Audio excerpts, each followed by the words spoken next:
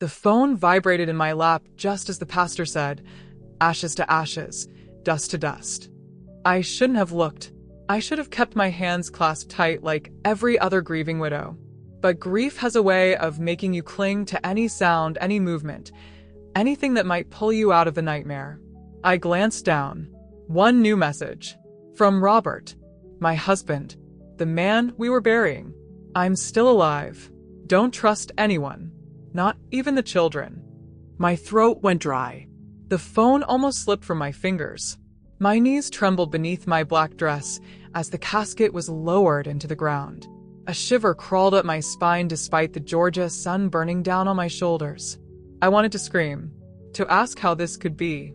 But all I could do was stare at the dirt swallowing the casket of a man who, according to my phone, was still alive. That was the moment I realized this funeral wasn't the end. It was the beginning of something far darker. My name is Evelyn Carter, and I am 64 years old. For most of my life, I was the kind of woman who believed in order, in truth, in God's steady hand guiding us through chaos. I spent 35 years as a high school principal, the type who knew every student's name and called their parents if they missed a single class. My husband, Robert, was a pillar in our community, ran a small construction company, served on the church board, and never missed Sunday service. We raised 2 children, Marcus, 38, a real estate broker with more confidence than sense, and Danielle, 35, an artist who moved back home after her divorce. They're good people, or at least I thought so. Until that message. Now, sitting in that folding chair beside Robert's open grave, I couldn't tell who was grieving with me and who was pretending. Marcus stood on the opposite side of the grave, hands clasped behind his back, his face a tight mask of control. He'd arranged everything. The funeral home, the flowers, even the black suit for his father. He didn't let me touch a thing. He said, "Mom, let me handle it. You need to rest." Danielle was beside me, eyes red and swollen, clutching a lace handkerchief she hadn't let go of all morning. Her fingers trembled as she dabbed her cheeks. She looked genuinely broken. But I'd learned something in all my years dealing with teenagers and teachers alike. People can fake almost anything if they have a reason to. I looked at them both and wondered, if Robert really was alive, what did that make them? Accomplices? Victims? Liars? I didn't know. And that terrified me more than the idea of my husband crawling out of his grave. After the final prayer, people started coming up to hug me. The women from my church pressed their cheeks against mine, whispering, "He's in a better place now." The men shook my hand, promising to check in on me. All the while, my mind wasn't on heaven or condolences. It was on my phone burning a hole in my palm. When I finally got to the car, I sat behind the wheel for nearly 10 minutes before daring to open the message again. Maybe I'd imagined it. Maybe my grief had played a cruel trick. But no, there it was, plain as day. Same number, same name, Robert Carter. And below the first message, another had come in while I was standing over the grave. "Don't respond. They're watching you." My heart stopped. I looked up and scanned the crowd. Marcus was talking to a man in a gray suit by the hearse. Danielle was checking her phone. Neither of them looked at me, but I couldn't shake the feeling that eyes were on me everywhere. I drove home with my hands shaking on the wheel, the hearse fading in my rearview mirror, and the echo of Robert's voice in my head. When I got home, the silence was heavy, the kind that clings to your skin and follows you from room to room. Robert's shoes were still by the door. His coffee mug still sat on the counter, half filled with cold black coffee from that last morning. I'd left everything the way it was. Somehow, cleaning it up felt like admitting he was really gone. Now, I wasn't sure if he was. I set my purse down and sank into the armchair by the window. Outside, neighbors were returning from the funeral, heads bowed, talking in hushed voices. Inside, my phone buzzed again. "Don't call me. Don't tell anyone. Check the camera above the mantel." I froze. We'd installed that camera 3 years ago after a break-in scare. I hadn't thought about it since. But now, as I looked up at the small black device blinking faintly above the fireplace, a chill ran through me. Was someone watching? I opened the app on my phone and checked the live feed. For a second, the screen showed my living room, empty. Then it flickered. A glitch. The image went black. Then came another message. They turned it off. Be careful. My heart pounded so loud it filled the room. I dialed Marcus, my fingers trembling. He picked up on the second ring. Mom, you okay? There's something wrong with the camera, I whispered. Mom, it's fine, he said quickly. You're just tired. Don't stress yourself. I'm telling you, someone. Mom, his tone sharpened. Please. You just buried Dad. Go lie down. The call ended before I could say another word. That's when I realized Robert had been right. No one was listening to me. Night came early that day. The clouds hung heavy and low, as if the sky itself didn't want to see what was about to happen. I couldn't sleep. Every creak of the house made my nerves jump. I walked down the hallway to Robert's study. The air smelled faintly of his cologne, wood, musk, and something warm that once meant safety. Now it just made me ache. On his desk sat a small brown envelope I hadn't noticed before. My name written across it in Robert's handwriting. I tore it open. Inside was a flash drive and a small note. Play me when you're alone. My chest tightened. The handwriting was his. I'd know that looping anywhere. I stared at the flash drive, then at the window. The street outside was quiet, but I thought I saw headlights parked just beyond the corner. Watching. Waiting. I swallowed hard, then plugged the drive into my old laptop. A video popped up. Robert's face filled the screen, tired, pale, eyes darting around like he was afraid someone might burst in any second. Evelyn, he whispered. If you're watching this, something's gone wrong. I don't have much time. The accident, it wasn't supposed to happen this way. They were supposed to make it look like I died. But I think they're going to finish the job for real. I covered my mouth, tears burning my eyes. Don't trust Marcus. Don't sign any papers. Danielle doesn't know everything, but she's in danger too. They think I took something from them, but I didn't. It's all in the storage unit, under the old name. The sound of a door slamming in the background made Robert's head jerk around. His voice rose. They're here. I have to. The screen went black. I screamed before I realized it. The laptop clattered to the floor as my hands shook uncontrollably. My knees buckled, and I dropped into the chair, sobbing into my palms. My husband was alive, or had been. And if what he said was true, someone had tried to kill him, and maybe me next. I didn't hear the front door creak open until it was too late. Mom, Danielle's voice echoed from the hallway. I quickly closed the laptop and wiped my tears. I thought you went home. I just wanted to check on you, she said, walking in. Her eyes scanned the desk, then the floor. You're okay? Yes. Just tired. She smiled softly, but something in her eyes flickered, like she didn't believe me. She reached out and squeezed my shoulder. Try to get some sleep, okay? I'll come by tomorrow morning. I nodded. She turned to leave, but her gaze lingered on the desk, where the envelope had been. It was gone. My breath caught. She walked out quietly. The door clicked shut, and I sat there frozen, realizing she had taken it. That night, I didn't sleep. I sat by the window, watching the streetlights flicker and the same black SUV crawl past the house twice. I held my phone tight, praying for another message, some sign that Robert was out there. It came just before dawn. She found the video. Leave the house. Don't trust them. Not even her. My body went cold. I looked out the window again, and this time, I saw movement by the gate. A man stepped out of the SUV, looked directly at the house, and lifted a phone to his ear. I knew then that my life was about to change forever.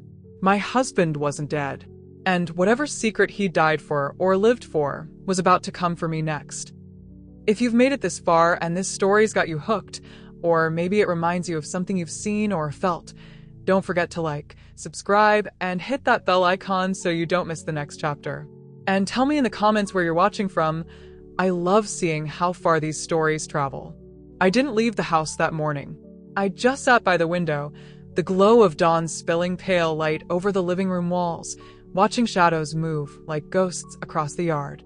Every sound, every hum of a car, every whisper of wind against the glass felt like danger breathing down my neck. The man in the SUV had driven off after sunrise, but that didn't make me feel safe. It only made me wonder what he'd been waiting for. I clutched my phone so tight my fingers hurt. The last message from Robert glowed on the screen like a wound that refused to close. She found the video. Leave the house. Don't trust them. Not even her.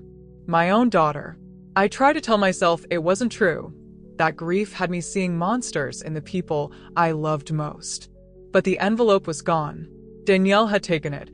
I'd seen the way her hand brushed the desk, the faint crinkle of paper before she turned away. And she hadn't even said goodbye. By mid-morning, I forced myself to move. My stomach was empty, but food was the last thing on my mind. I needed answers.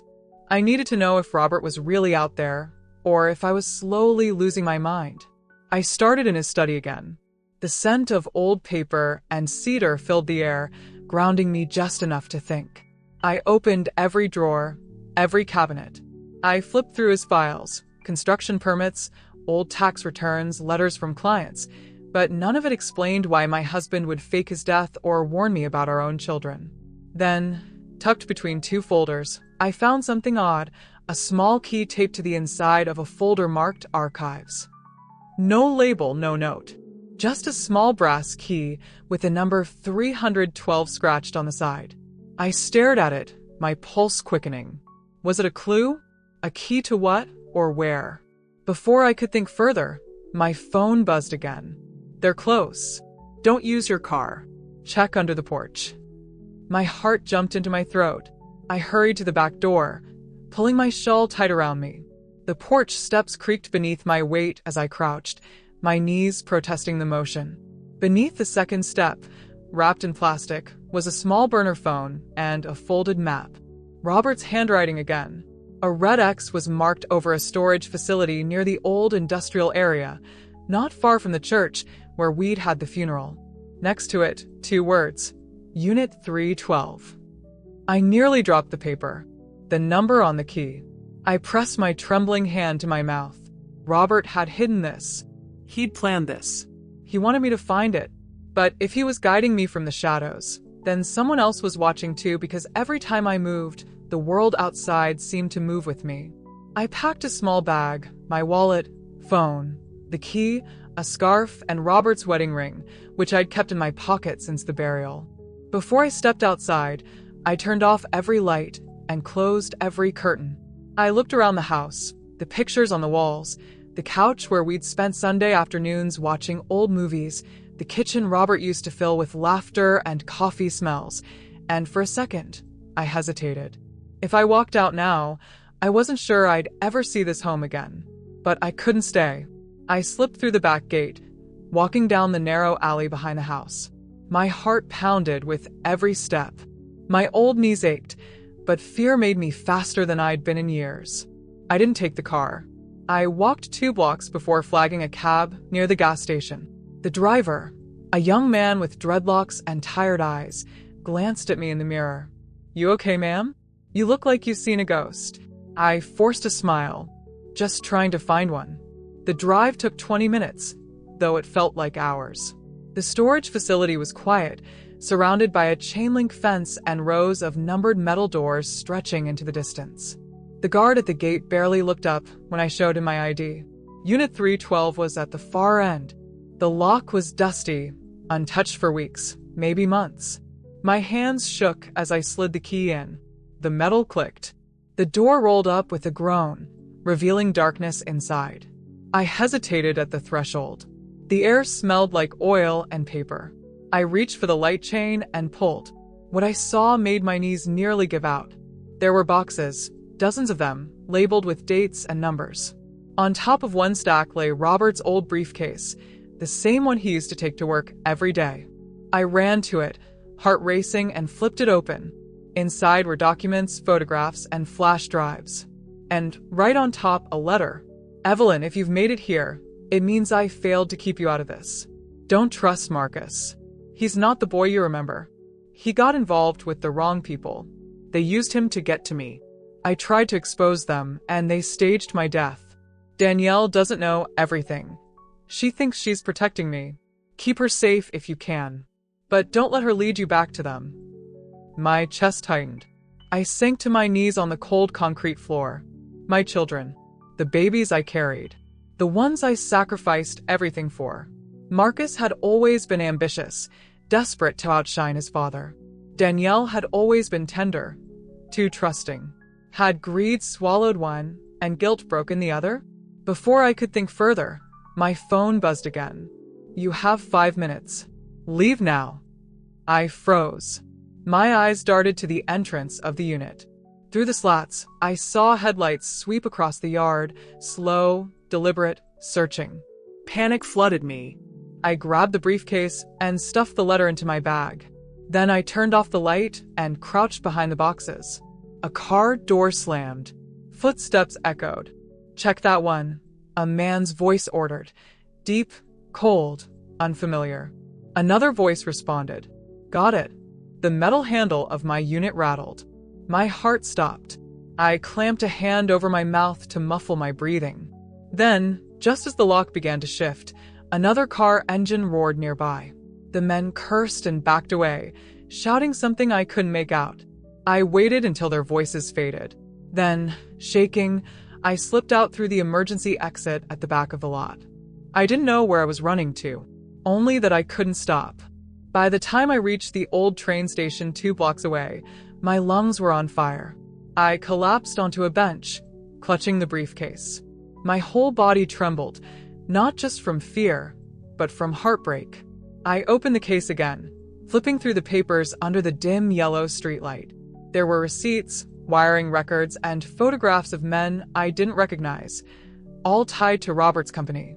One document caught my eye, a bank transfer for $2 million signed under Marcus's name. My hand flew to my chest. My son had been stealing from his father. I wanted to believe it was fake. I wanted to believe there was some misunderstanding. But deep down, I knew the look I'd seen in Marcus's eyes at the funeral. Cold, watchful, more focused on logistics than loss. The phone vibrated again. Go to the cabin. Bring the briefcase. Don't call anyone. No location, no directions. But I remembered. Robert had once mentioned a cabin near Savannah, a place he'd bought years ago as a quiet retreat. I hadn't been there in over a decade. I looked up at the horizon. The first train of the day rumbled faintly in the distance. If I could make it south, maybe I'd find him, or at least the truth. I rented a car under a different name at a small 24-hour depot near the station, using an old ID I kept in my wallet from my teaching days. The clerk barely looked at me. I thanked God for small blessings. The drive to Savannah was long and lonely. Trees lined the highway like dark sentinels. Every few miles, headlights appeared behind me, and I'd tense until they passed. The further I went, the quieter it became. No messages came through. No calls. Just me and the sound of my own heart beating like thunder in my chest. Sometime around noon, exhaustion caught up with me. I stopped at a roadside diner, the kind that still smelled of fried chicken and old coffee. The waitress smiled and poured me a cup before I could even ask, "You traveling alone, Han?" "Yes," I said softly. "Looking for someone." Her eyes softened. "Ain't we all?" I managed a weak smile. As I sipped the coffee, I caught sight of a TV over the counter. A news anchor's voice played over images of flashing lights and police tape. Investigation continues into the disappearance of Robert Carter, a prominent businessman declared deceased last week. Authorities suspect foul play after inconsistencies in the death certificate emerged. The cup slipped from my hand and shattered on the floor. The waitress gasped, "Ma'am, are you all right?" But I couldn't answer. The story was public now. Whoever had tried to bury Robert's secrets had failed, and that meant whoever killed for them would come for anyone still holding pieces of the truth. I paid for the coffee, left a big tip, and hurried back to the car. My hands shook as I turned the key. Robert was alive. Or, at least, he had been when he sent that message. But now that his name was back on the news, the wolves would circle again. And if they found him before I did, there might not be another chance to save him. By the time I reached the outskirts of Savannah, Night had fallen again. The road to the cabin wound through thick woods, the kind that swallowed headlights whole. The address came back to me like a whisper, Oak Hollow Trail, number 27. When I pulled up, the cabin was dark. No lights, no sound. Just the chirping of crickets and the rustle of leaves. I sat there for a long moment, gripping the steering wheel. Every instinct told me to turn back.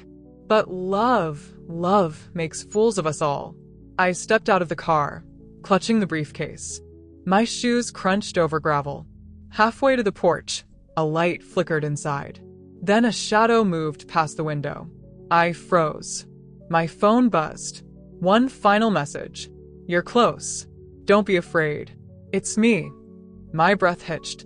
I walked up to the door, heart pounding so loud, I thought the trees might hear it. My fingers trembled as I reached for the handle. The door creaked open before I touched it, and standing in the dark, framed by the faint light of a lantern, was Robert. Alive.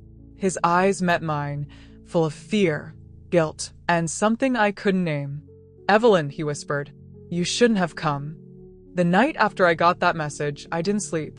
I sat in my late husband's favorite chair. Well, what I thought was his, listening to the wind rattle the porch swing outside and wondering if I'd lost my mind. The phone with the strange message lay on the coffee table. The words burned into my memory like a wound. I'm still alive. Trust no one. Every time I replayed the funeral in my head, something new stood out. The coffin had been sealed shut by the time I arrived, even though I'd begged the undertaker to let me see him one last time. My son, Marcus, had said it was better that way, that the accident had left him in no shape to look at. My daughter, Vanessa, just nodded along, her hand clutching mine, though her eyes didn't quite meet mine. I told myself it was grief. But now, I wasn't so sure. I picked up the phone again and reread the message. The sender's number was unknown, hidden. I tried replying, but the message bounced back as undeliverable. Whoever, or whatever, had sent it didn't want to be found. By morning, I looked like I'd aged another 10 years. The mirror showed deep circles under my eyes, my gray curls frizzed from stress. I made myself some weak coffee, though it tasted like ashes, and watched the sunrise through the lace curtains. The house felt too quiet. My husband's laughter had always filled it, his voice warm and booming. Harold was the kind of man who could make anyone feel safe, or at least I thought he was. Around 9, Marcus showed up. "Morning, Ma," he said, stepping inside like he owned the place. His cologne hit me first, strong, artificial, the kind of smell that made your nose sting. "You look tired." "I didn't sleep," I said simply. "Still thinking about Dad?" I hesitated. "Something like that." He sighed and walked over to the counter, picking up the coffee pot without asking. He poured himself a cup, though I noticed he didn't offer me a refill. "You need to rest, Ma. The lawyer's meeting is tomorrow. We'll go over Dad's estate then, okay?" I already told Vanessa. The estate. I'd almost forgotten.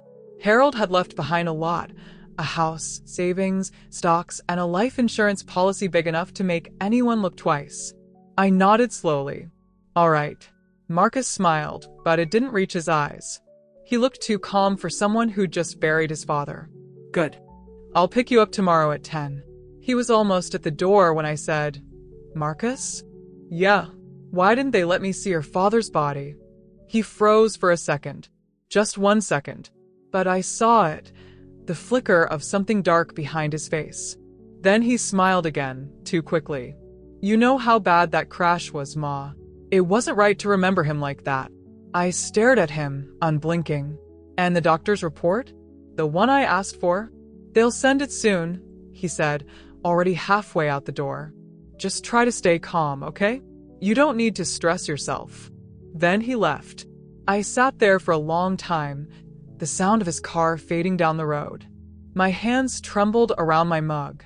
Marcus was lying. I didn't need proof. A mother always knows. Around noon, I got another message. This time it was a photo, grainy, taken in low light. It showed a man's hand holding a piece of paper with my name written on it. My breath caught in my throat. The hand, it looked like Harold's. The same scar across the knuckle, the same gold wedding band. The caption read, "They've buried an empty coffin." I dropped the phone, my heart pounding so hard I thought it would burst. My first thought was to call the police, but what would I say? That my dead husband was texting me? They'd think I'd gone senile. Instead, I called Vanessa. She answered on the third ring, her voice tight. "Mom, you okay? Baby, I need you to come over. Now." There was a pause. "What's wrong?" "I just need to talk to you. Please." She arrived half an hour later, still in her work clothes, her hair tied back in a bun. Vanessa was always the calm one, the peacemaker of the family. But when she saw my face, her expression changed. "Mom, you look pale. What happened?" I showed her the phone. Her hands trembled as she scrolled through the messages, her eyes wide. "Mom, this isn't funny. Who sent this?" "I don't know." "You think Dad's alive?" "I don't know what to think," I said. "But I need to find out what really happened to him." She swallowed hard. "Marcus won't like this." "I don't care what Marcus likes. Something's wrong here, Vanessa. I feel it in my bones." For a moment, she looked like she might argue. Then she sighed. "Okay, what do you want to do?" "I want to see the body. Or what they claim is his body." "Mom, I have a right to know." I snapped. My voice cracked, raw from days of holding back tears. Vanessa looked away. "All right, let's start with the funeral home." We drove there together, the silence between us thick. When we arrived, the manager, a balding man named Mr. Reynolds, looked startled to see us. "Mrs. Brooks," he said politely. "I thought the service went beautifully. What brings you back?" "I need to see my husband's body," I said firmly. He blinked. "I'm afraid that's not possible, ma'am. The remains were interred 2 days ago." "I mean before that. I never saw him before the burial. I want confirmation that it was him." He hesitated. "Mrs. Brooks, your son signed all the documentation. The coffin was sealed under his instruction." "My son?" "Yes, ma'am. He said you were too distraught." I felt the blood drain from my face. He had no right. Mr. Reynolds looked nervous now. "If there's been some misunderstanding, I can check our files. But there's something else." He opened a drawer behind the counter, pulled out a small envelope, and handed it to me. "This came in yesterday, addressed to you. No return address. I was going to mail it, but since you're here..." My fingers trembled as I opened it. Inside was a folded note in Harold's handwriting. "If you're reading this, something went wrong. Don't trust Marcus. Don't sign anything. Find the man in the green hat." My heart dropped. The paper slipped from my hands, landing softly on the counter. Vanessa gasped. "Oh my God, Mom." Mr. Reynolds looked completely lost. "Is everything all right?" I forced a smile. "Yes. Thank you." We left before he could ask more questions. In the car, Vanessa gripped the steering wheel like she was trying to crush it. "Mom, this is insane." "Dad's dead. He can't just..." "Then how do you explain that letter?" I cut in. She didn't answer. That night, I barely ate. I couldn't stop thinking about that message. The man in the green hat. It sounded like something out of a spy movie, but the more I turned it over in my mind, the more I remembered. At the funeral, there had been a man wearing a green hat standing off in the distance. I'd noticed him because he didn't speak to anyone, didn't look up even when the coffin was lowered. I'd assumed he was a friend from Harold's army days. The next morning, I decided to find him. I went back to the cemetery, clutching my shawl tight against the autumn chill. The air smelled like wet earth and lilies. The caretaker, an old white man named Greg, was trimming the hedges near the entrance. "Morning, Mrs. Brooks," he said kindly. "You here to visit your husband again?"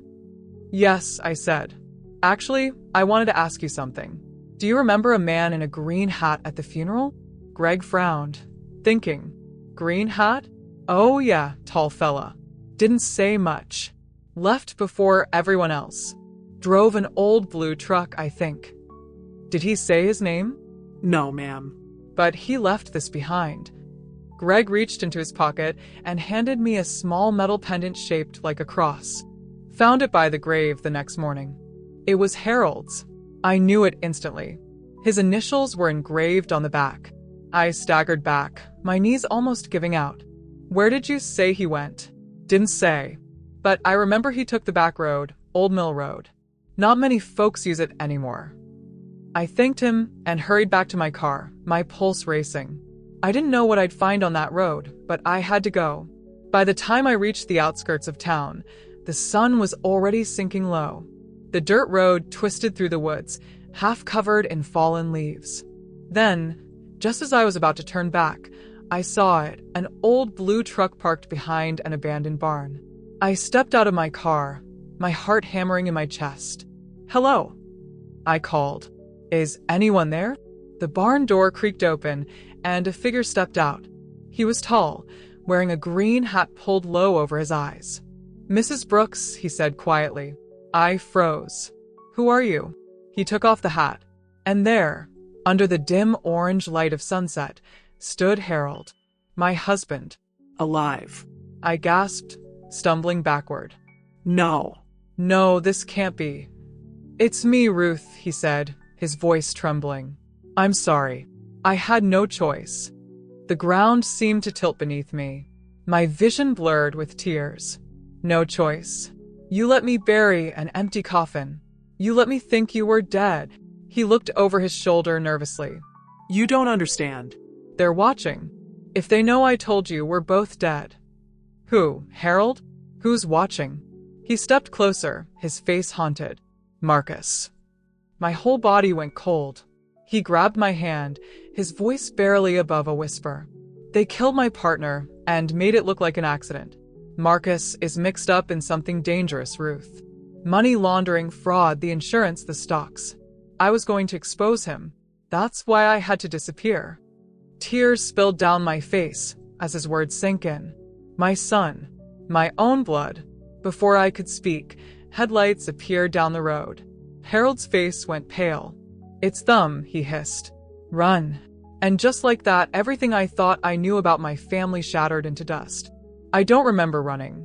I just remember the sound of my heartbeat thundering in my ears and Harold's voice shouting behind me, "Ruth, get down." Then came the squeal of tires on gravel and the sharp crack of gunfire that split the evening air like lightning.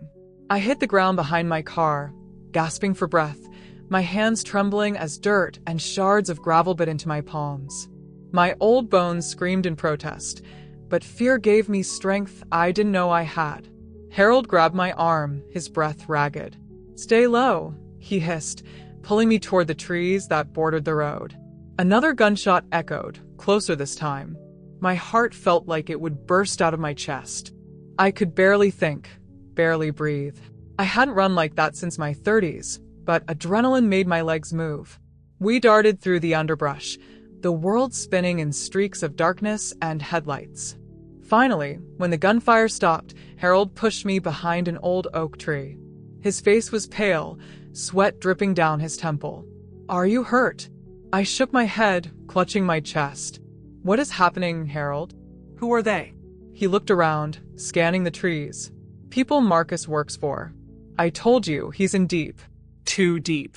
I tried to pull out when I realized what they were doing, but they threatened to kill us both. Faking my death was the only way out. "Faking your death?" I gasped. "You let me bury an empty coffin. You let me cry myself to sleep every night." "I didn't want to, Ruth," he said, his voice breaking. "But if I hadn't disappeared, they would have killed you too." Before I could answer, a shadow moved near the road. Headlights flickered through the trees again. Harold grabbed my hand and whispered, "Come on, this way." We moved deeper into the woods, branches scraping my arms and leaves crunching beneath our feet. After what felt like hours, we stumbled upon a small clearing. There was an old cabin hidden beneath thick ivy and vines, half collapsed but still standing. Harold led me inside. It was dark, dusty, and smelled of rot, but it was shelter. He shut the door and blocked it with an old chair. "We'll stay here for the night," he said. I sank onto a broken sofa, my whole body shaking. My husband, my dead husband, was standing before me, very much alive. His hair was longer, grayer. His eyes were haunted. He looked thinner, worn out. but it was him. "I don't know whether to hug you or slap you," I whispered. He gave a tired smile. "I deserve both." We sat in silence for a while, listening to the wind howling outside. Then I said, "Start from the beginning. All of it." He sighed, rubbing his hands together. "About 3 years ago, Marcus started handling my business accounts. I trusted him. He said he wanted to learn the ropes, help us manage our savings and investments. I was proud of him. But then I started noticing irregularities, money missing, strange transfers. When I asked, he told me it was just temporary loans for a side venture. I felt a lump rise in my throat. That boy always thought he was smarter than everyone. Harold nodded grimly. Turns out, this side venture was a front for laundering dirty money. Drug money, Ruth. He got involved with some powerful people. When I confronted him, he panicked. He said if I exposed him, they'd kill him and us. He begged for time to fix it, but I couldn't let it go. I gathered evidence, went to his office one night to collect documents. That's when I realized I was being followed. He looked away, voice trembling. They tried to kill me, Ruth. Ran my car off the road, but I jumped before it exploded. Marcus helped cover it up, pretending I died. He said he'd make sure you were safe if I stayed gone. My jaw clenched. Safe? You call this safe? Being lied to by my own son. Grieving a ghost. Tears filled his eyes. I'm sorry, Ruth. I thought I was protecting you. I looked away, wiping my face. You should have trusted me. We could have faced it together. Silence hung between us, heavy and painful. Then I asked, what now? He hesitated. Now, we expose them. But we need proof. Everything I had was in my old office. If Marcus hasn't destroyed it yet, it's our only chance. I stared at him. You're talking about breaking into your own son's office? He met my eyes. If it means saving our family, yes. The next morning, I woke stiff and sore, the air in the cabin cold and damp. Harold was already up, packing a few things, a flashlight, his old pistol, a tattered map. You still carry that? I asked. Better safe than sorry, he said. We left just after dawn, taking a back road into town. I wore a scarf and sunglasses, hoping no one would recognize me. The plan was simple. I distract the receptionist at Marcus's real estate office while Harold slipped in through the side entrance. Simple, at least in theory. When we arrived, I could feel my heart racing. I hadn't seen Marcus since the morning he'd told me not to stress. I wondered if he'd even noticed his father's handwriting missing from the grave. Inside, the office was sleek and modern, full of glass walls and polished floors. A young woman at the front desk smiled at me. Good morning, Mrs. Brooks. I didn't expect to see you so soon. How are you holding up? I forced a polite smile. One day at a time, dear. She reached out a sympathetic hand. You raised such a strong son. He's really been holding everything together since the funeral. I murmured, glancing toward the hallway. Is he in? He's in a meeting right now, but I can let him know you're here. Oh no, that's fine, I said quickly. I just came to drop off some papers. While she turned to make a phone call, I gave Harold a quick nod through the reflection in the glass door. He slipped around the side of the building, moving like a shadow. My heart thudded as I tried to keep my voice steady, chatting idly with the receptionist about church bake sales and community drives. Minutes passed. Then, a faint sound, a creak, maybe, echoed down the hall. I tensed. The receptionist frowned. Did you hear that? Before I could respond, Marcus's voice came from behind me. Mom, I spun around, forcing a smile. Marcus, honey. I was just dropping off some forms. He looked surprised, then suspicious. Forms? His gaze flicked toward the hall.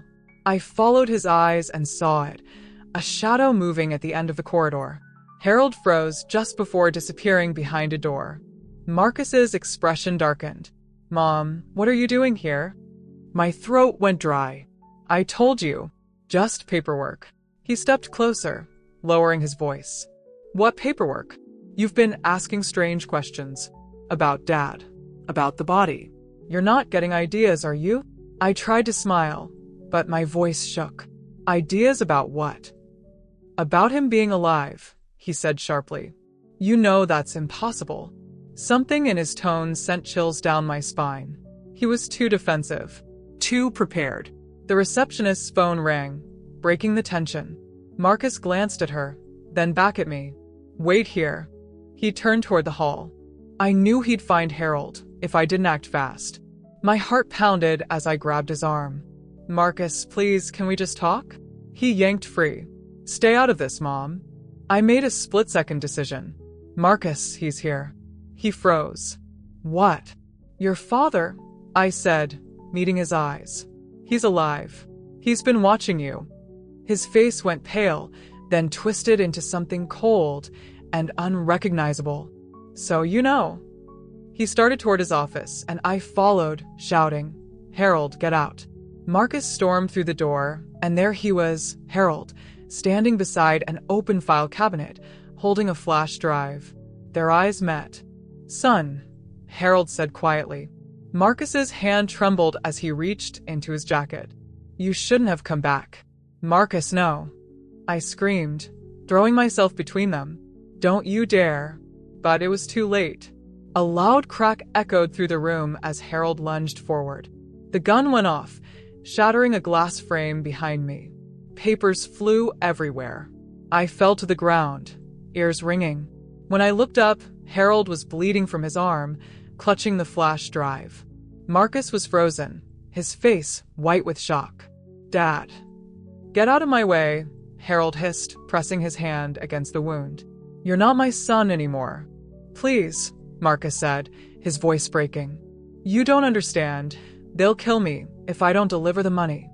I pushed myself to my feet. What money?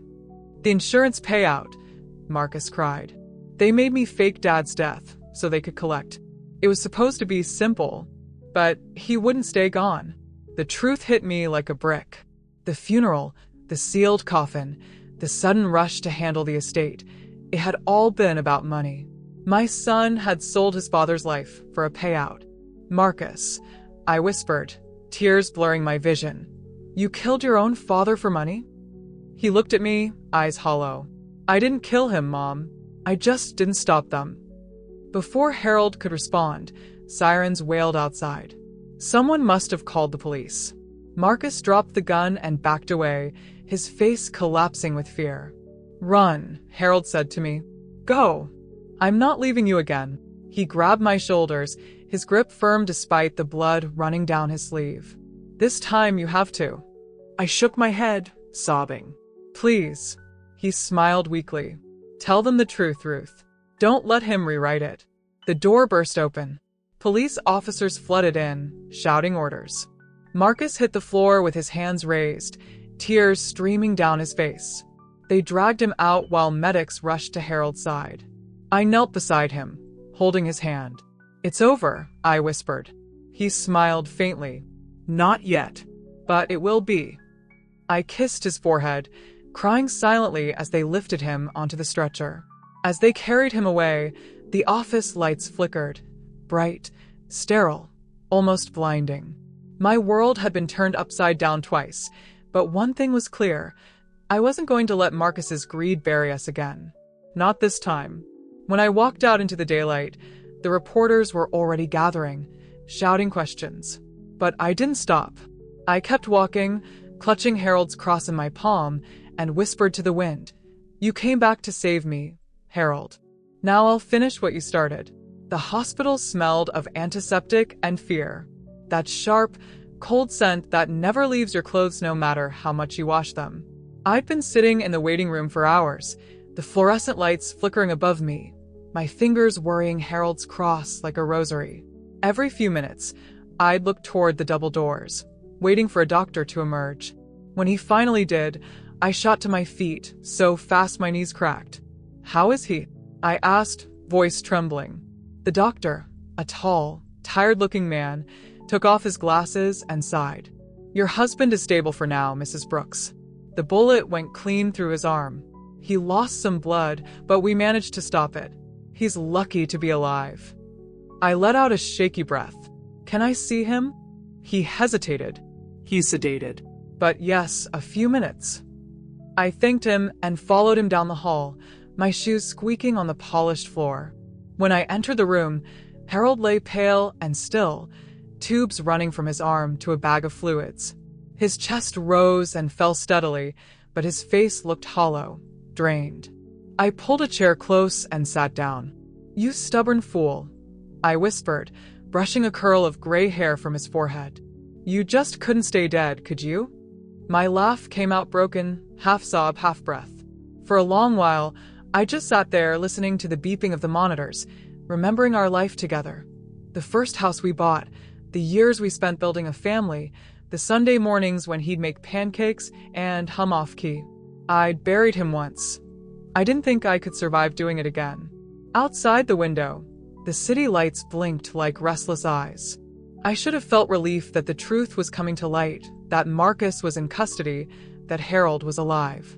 But instead, a deep dread coiled in my chest. Marcus hadn't acted alone.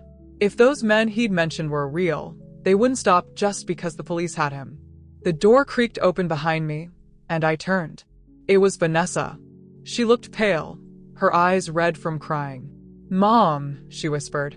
"They said Dad's alive. Is it true?" I nodded. "He's right here." She covered her mouth, tears spilling over as she stepped closer. "Oh my God." I stood and pulled her into my arms. She trembled against me, her body racked with silent sobs. "I thought he was gone forever," she said. "I did too, baby," I murmured, stroking her back. "But we've got him back now. That's what matters." She pulled away, wiping her cheeks. "Marcus called me," she said softly. I froze. "When?" "About an hour ago. From the station." "What did he say?" She looked down. "He kept saying he didn't mean for things to go that far. That he was sorry. He said if Dad hadn't tried to fight them, none of this would have happened." "Typical," I muttered bitterly. "Always blaming someone else." "Mom," she hesitated, biting her lip. "He said something else too. He said it's not over. That they'll come for all of us." My stomach dropped. "Did he say who they are?" She shook her head. "Just that we should leave town. Now." I turned toward Harold.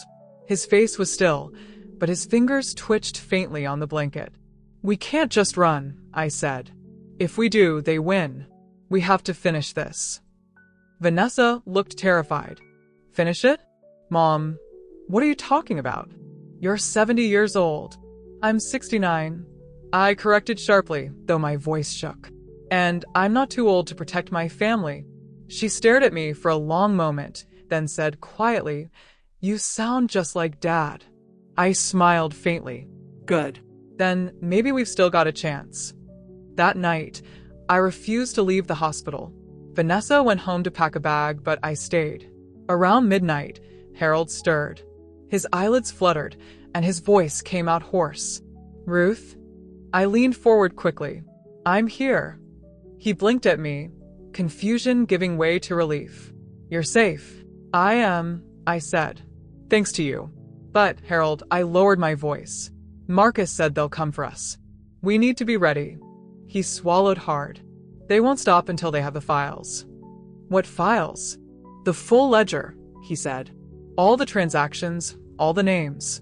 It's stored on a hard drive hidden in my old study. I was going to hand it to the feds before Marcus found out." My pulse quickened. "If we get that drive, we can expose everyone." He nodded weakly. "But be careful, Ruth. They'll kill to keep it buried." "I've buried too much already," I said. "I won't stop now." By morning, I'd made up my mind. Harold needed rest, and Vanessa couldn't handle this alone. So it fell to me. I'd go to the house, find that hard drive, and bring it to the police myself. The nurse tried to talk me out of leaving, but I told her I'd be back by noon. I took a cab home, every bump in the road jarring through my aching back. The moment I stepped inside, the silence hit me. The house still smelled like Harold, his aftershave, his books, his old leather jacket hanging by the door.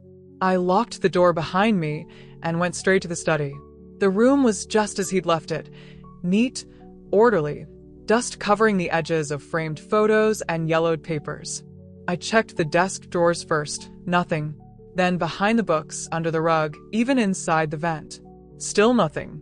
Finally, I remembered the floorboard near the window, the one that creaked differently from the rest. I knelt and pried it up.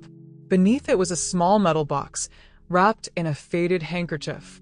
My breath caught as I opened it. Inside was a hard drive, black and worn, along with a note in Harold's handwriting. If you find this, trust no one but the truth. I slipped it into my purse, my hands trembling. That's when I heard it, the faint crunch of footsteps on the gravel outside. I froze. Another sound, closer this time. A slow, deliberate step. Someone was out there. I turned off the light, my heart racing. Through the curtains, I saw the shape of a man moving toward the porch. Then a shadow passed the window. Without thinking, I grabbed the pistol Harold had kept hidden in the top drawer, a heavy revolver, cold and familiar in my hand. My stomach dropped. Did he say who they are? She shook her head. Just that we should leave town. Now. I turned toward Harold. His face was still, but his fingers twitched faintly on the blanket. We can't just run, I said. If we do, they win. We have to finish this. Vanessa looked terrified. Finish it? Mom, what are you talking about? You're 70 years old. I'm 69. I corrected sharply, though my voice shook. And I'm not too old to protect my family. She stared at me for a long moment, then said quietly, You sound just like Dad. I smiled faintly. Good. Then maybe we've still got a chance. That night, I refused to leave the hospital. Vanessa went home to pack a bag, but I stayed. Around midnight, Harold stirred. His eyelids fluttered, and his voice came out hoarse. Ruth? I leaned forward quickly. I'm here. He blinked at me, confusion giving way to relief. You're safe. I am, I said. Thanks to you. But, Harold, I lowered my voice. Marcus said they'll come for us. We need to be ready. He swallowed hard. They won't stop until they have the files. What files? The full ledger, he said. All the transactions, all the names. It's stored on a hard drive hidden in my old study. I was going to hand it to the feds before Marcus found out. My pulse quickened. If we get that drive, we can expose everyone. He nodded weakly. But be careful, Ruth. They'll kill to keep it buried. I've buried too much already, I said.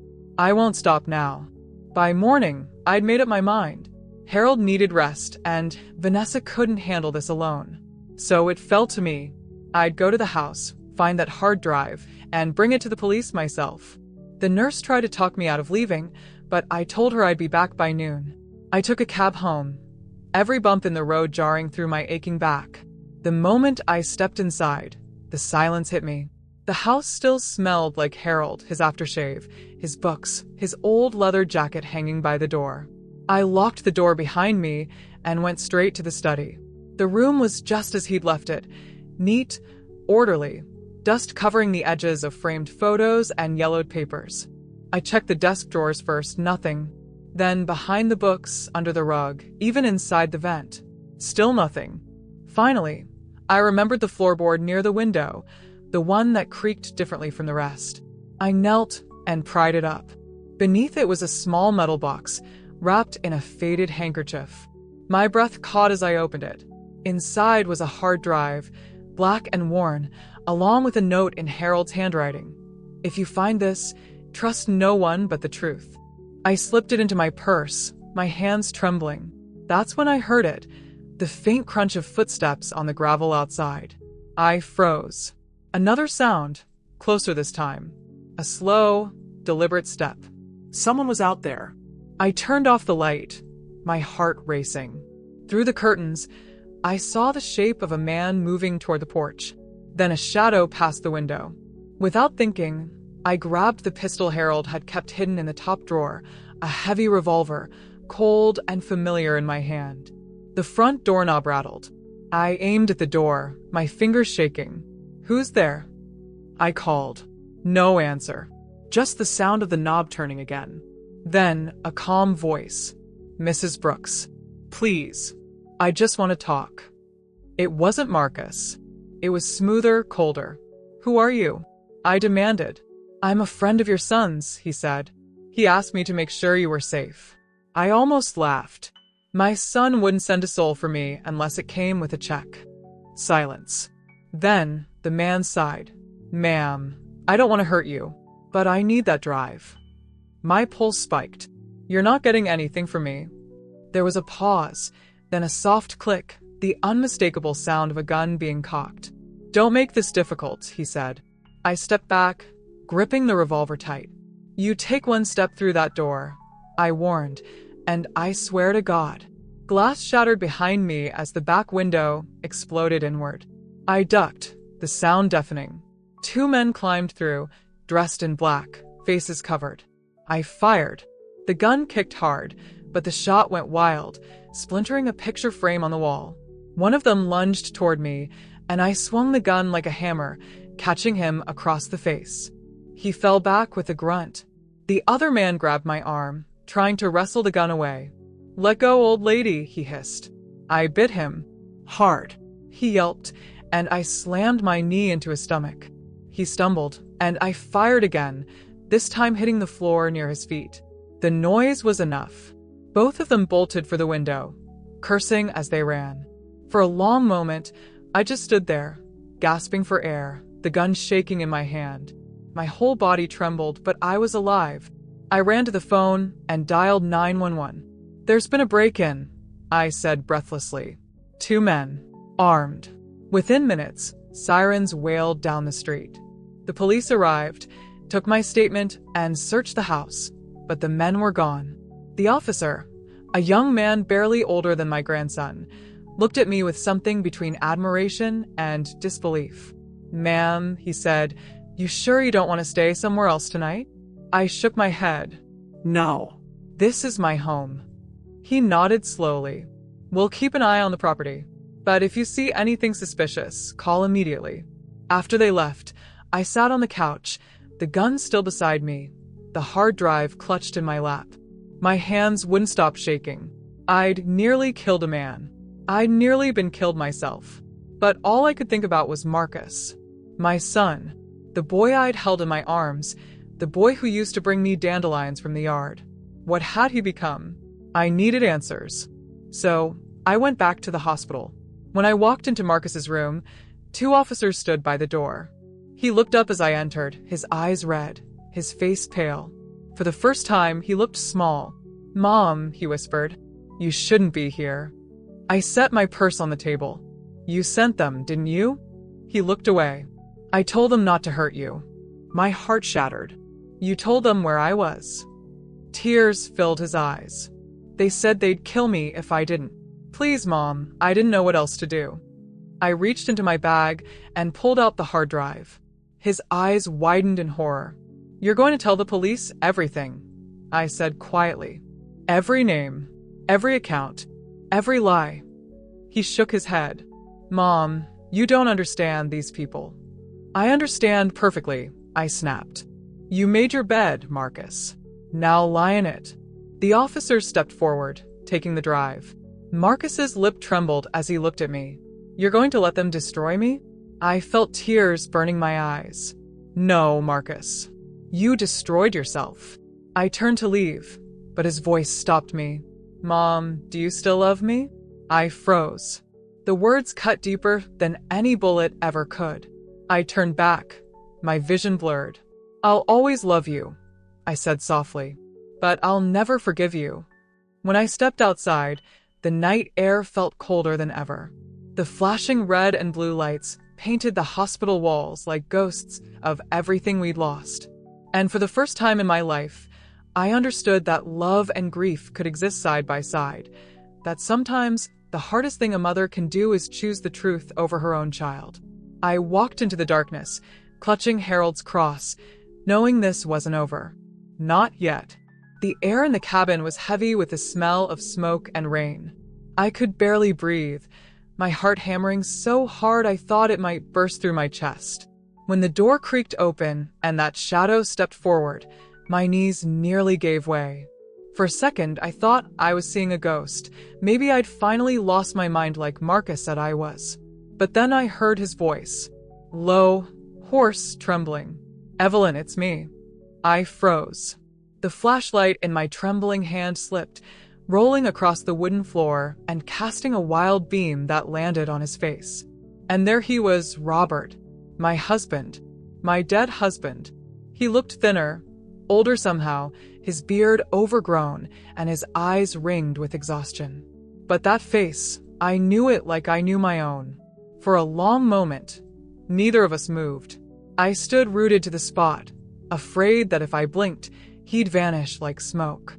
He took a hesitant step forward, his hands trembling in the dim light. Evelyn, he whispered again, don't be afraid.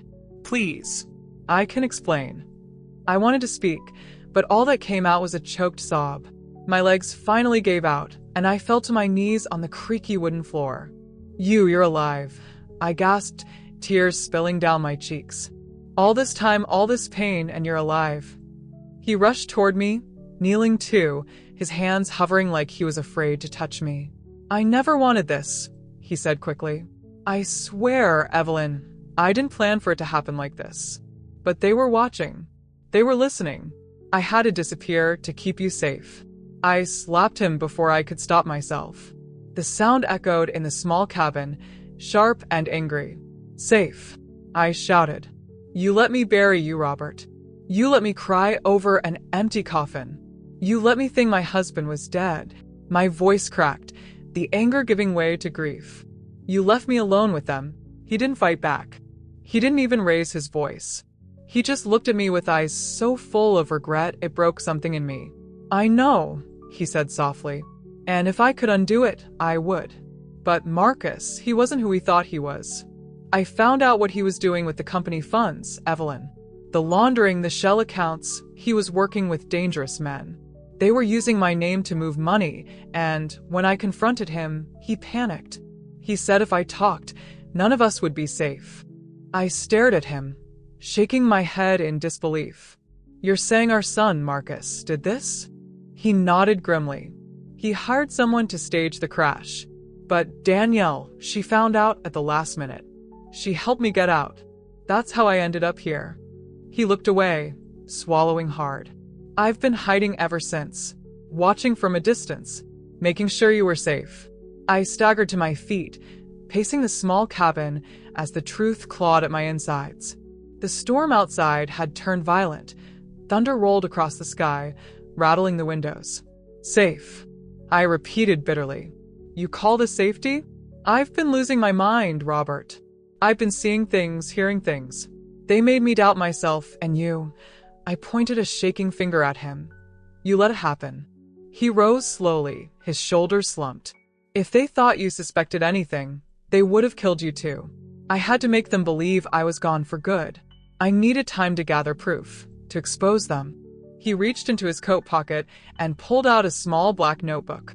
It's all here. Every transaction, every name, every date. Marcus isn't just stealing. He's tied to people who don't think twice before killing someone who gets in their way. I took the notebook with trembling hands. The pages were filled with numbers, codes, and familiar names. Investors, board members, even people from our church. My stomach turned. This wasn't just corruption. It was rot spreading through everything we'd built. Before I could respond, a flash of headlights cut through the rain-streaked window. My heart seized. Robert's head snapped toward the sound, his face draining of color. They found us, he whispered. We both ducked as a car door slammed outside. Voices carried over the storm, men shouting orders, boots crunching gravel. Robert grabbed my arm.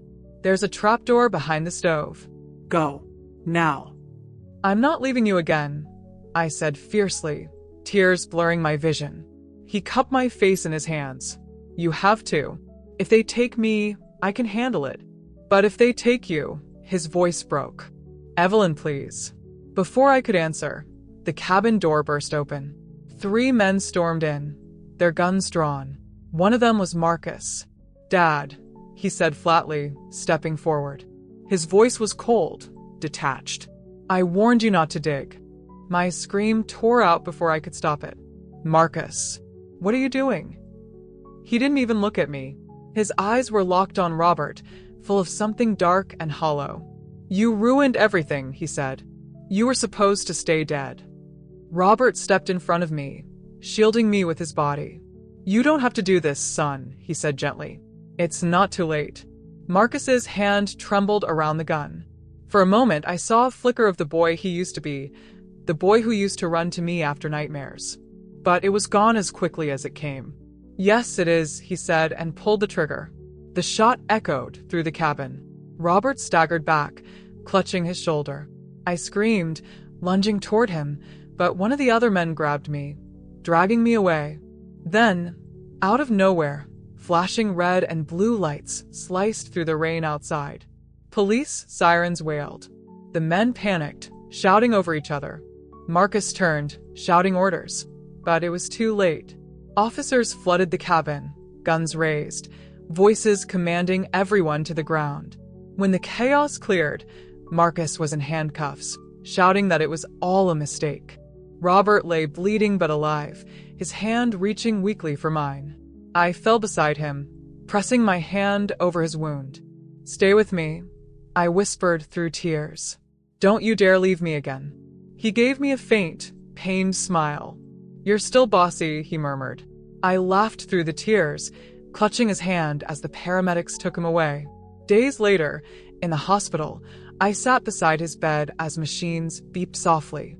His color had returned, though the lines on his face seemed deeper now. When his eyes fluttered open, I was already crying again. "They got him," I said softly. "Marcus," he confessed. "Danielle helped the police. She said she only found out after it was too late." Robert turned his head away, tears glistening in his eyes. "Our boy," he whispered broken. I nodded, unable to speak. The weight of it all pressed down on me, love, betrayal, guilt. Weeks passed. Marcus went to trial, and the evidence from Robert's notebook sealed his fate. Danielle testified bravely, though it broke her to see her brother led away in chains. Robert and I moved to a small house by the coast after his recovery. It wasn't much, but it was quiet, peaceful. Sometimes, I'd catch him staring out at the ocean for hours, lost in thought. I never asked what he was thinking. I already knew. One evening, as the sun set over the water, he reached for my hand. "I don't deserve forgiveness," he said quietly. I looked at him, my heart softening. "Maybe not," I said. "But I'm tired of living in anger. I want peace. For both of us." He nodded, tears slipping down his face. "You always were stronger than me, Evelyn." A year later, he passed away for real, this time in his sleep, holding my hand. No lies, no secrets. Just silence and peace. I buried him under a large oak tree overlooking the water. The same minister who spoke at his first funeral came again, though neither of us mentioned the irony. I stood alone as they lowered the casket, a real one, this time, into the earth. When the crowd left, I stayed behind. The wind was cool against my face, carrying the scent of salt and memory. I traced my fingers over his name carved into the stone. "Rest now," I whispered. "You've done enough running." My phone buzzed in my pocket. For a split second, my heart stopped. I pulled it out, expecting nothing but silence. But there it was, a saved message, time-stamped from months ago.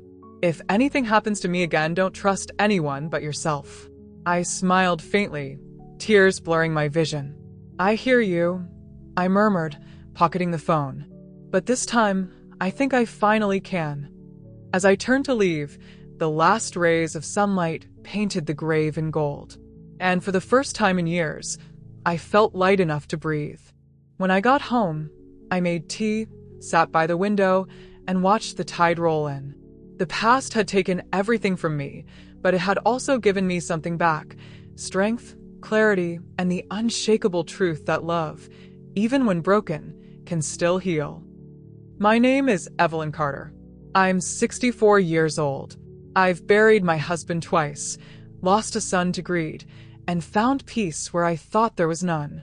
Life doesn't give you clean endings, only chances to start again. And that, I've learned, is enough. If you've been following my story and it touched something inside you, if you felt the pain, the love, the fear, or the hope, please subscribe, and hit that bell icon so you don't miss the next story. And tell me in the comments where you're watching from. I'd love to know.